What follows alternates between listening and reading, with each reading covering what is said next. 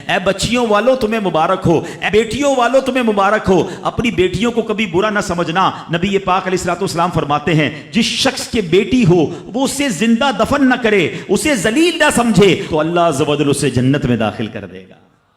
ایک اور جگہ نبی پاک فرماتے ہیں اللہ اکبر، یہ حدیث تو میں کہتا ہوں ختم ہے نا، اس کے بعد الفاظ ہی نہیں بچتے۔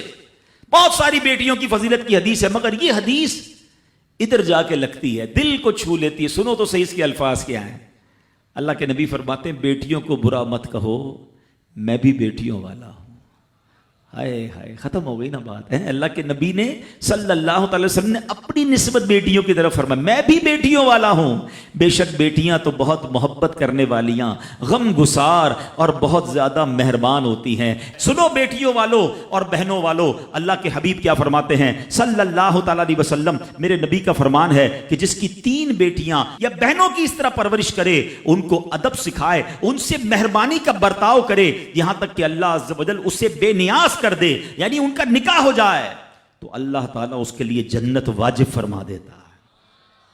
یہ ارشاد سن کر ایک صحابی کھڑے ہو گئے ہیں۔ صحابہ کے سوال بھی بڑے کمال کے ہوتے ہیں۔ یقین کرو ہمارے بہت سارے کام سیدھے جو ہے نا، ہمارے لیے بہت ساری آسانیاں صحابہ کے سوالات نے کر دی۔ اب ہو سکتا ہے یہاں میرا کوئی بھائی ایسا بیٹھا ہو جس کی 3 بیٹیاں نہ ہوں، وہ کہتا ہے میری تو 2 ہیں۔ صحابی نے سوال کیا حضور اگر کسی کی 2 ہوں تو اللہ، اور 2 لڑکیوں کی پرورش کرے تو ارشاد فرمایا اس کے لیے بھی یہی اجر و ثواب ہے۔ راوی فرماتے ہیں یہاں تک کہ اگر ایک بیٹی کا بھی لوگ ذکر کرتے تو نبی پاک اس کے بارے میں یہی فرماتے۔ مگر ایک روایت اور بھی موجود ہے کہ ایک صحابی نے کھڑے ہو کر کہا حضور اگر کسی کی 1 بیٹی ہو، اللہ کے نبی نے فرمایا 1 بیٹی ہو تو بھی جنت واجب ہو جاتی ہے۔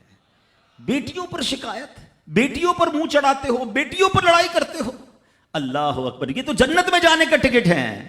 تو اپنی بیٹیوں سے پیار کریں۔ اور باپ جتنے بیٹھے نا، مجھے پتا ہے وہ میری بات کی تائید کریں گے، شاید پیدائش پہ منہ چڑھایا ہوگا کسی نے، لیکن آج بھی باپ سے زیادہ کلوز بیٹی ہی ہوتی ہے۔ پیار وہ باپ سے بیٹی ہی کرتی ہے، گھر جاؤ تو بیٹی باپ کا انتظار زیادہ کرتی ہے۔ اور اسلام عورتوں کے حقوق کی شاندار انداز سے بیان کرتا ہے۔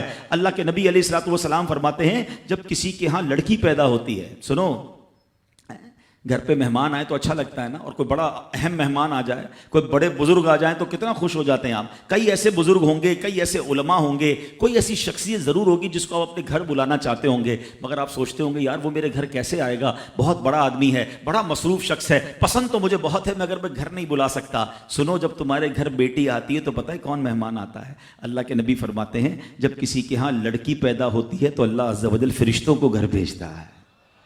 ہاں، آپ کے گھر فرشتے آتے ہیں اور کیا کہتے ہیں؟ فرشتے آ کر کہتے ہیں اے گھر والوں تم پر سلامتی ہو۔ پھر فرشتے اس بچی کو اپنے پروں کے سائے میں لیتے ہیں، اس کے سر پر ہاتھ پھیرتے ہوئے کہتے ہیں یہ کمزور سی جان ہے جو ایک کمزور جان سے پیدا ہوئی ہے، جو شخص اس کمزور جان کی پرورش کی ذمہ داری لے گا تو قیامت تک مدد خدا اس کے شامل حال رہے گی۔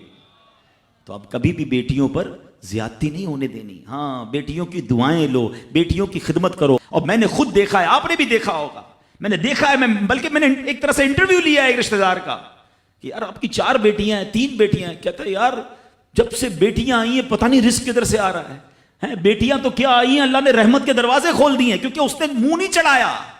کچھ ہوں گے ایسے بیٹیوں والے جن کا ہاتھ تنگ ہوگا، تو غور کرو جب بیٹی ہوئی تھی تو شکر کیا تھا یا شکوہ کیا تھا؟